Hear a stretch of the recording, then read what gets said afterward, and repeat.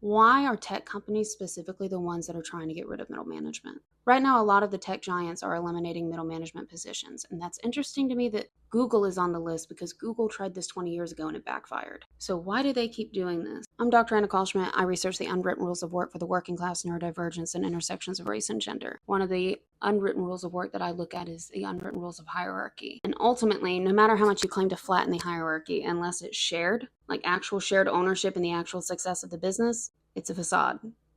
The hierarchy steps just got bigger. But why is tech doing this specifically? Tech is betting on that their individual contributors, mainly their engineers, data scientists, other specialists, who don't manage people, can self-organize and don't need much management. For some cases, this may be true, but we're not seeing some cases, right? We're seeing massive layoffs. And tech does this because they say that their individual contributors are highly skilled and they don't need it. The technical work is specialized, so they don't need managers who don't understand and have a lot to say about having someone in management who has no experience in that field, but also having someone who knows the field really well but doesn't know how to lead. Both of those are problems. Tech also values speed over coordination, as we see every day now with their move fast and break things. But notice the resolution isn't always promised. So in 2002, the Google founders, Larry Page and Sergey Brin, tried eliminating all of their engineering managers. And according to Harvard Business School, Page and Brin were soon overwhelmed by all of the staff's direct requests for guidance over everyday problems. They did not realize how much their middle managers were doing.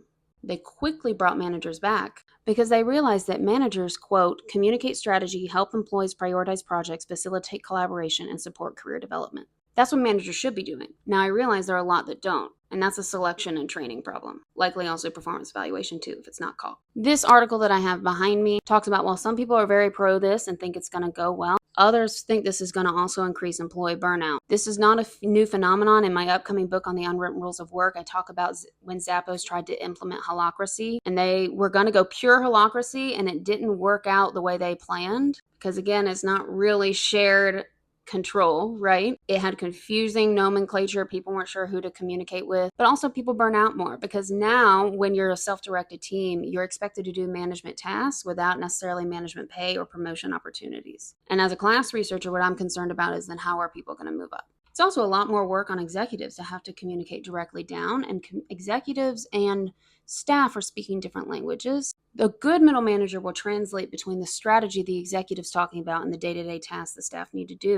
But a lot of middle managers don't do that, and that's where I get brought in to help them communicate the unwritten rules of work. We've seen companies do this before. In the late 80s through the 90s, corporate America cut managers. During the 2008 recession, they cut managers again. The cycle shows initial savings in the first quarter or so, and then in 1 to 2 years, they have to bring everyone back because it's a disaster. Will it be different with AI? Maybe. But I think the better path is to use AI to help management automate a lot of their admin and focus on making them better managers that actually know how to lead people and promoting people who have expertise in that area and who also know how to be leaders, or at least help them become leaders. A lot of tech companies started as startups and they didn't have middle management to begin with, and I think that's part of why there's not a value to it. It's also a very male-dominated field, so soft skills are not something that men, especially white men, are assumed to have or see as valuable. But Netflix is one company that figured out really quickly that they needed to have middle management as they grew. They needed people to invest in the development of their other people. But every industry is watching this, and tech has fingers in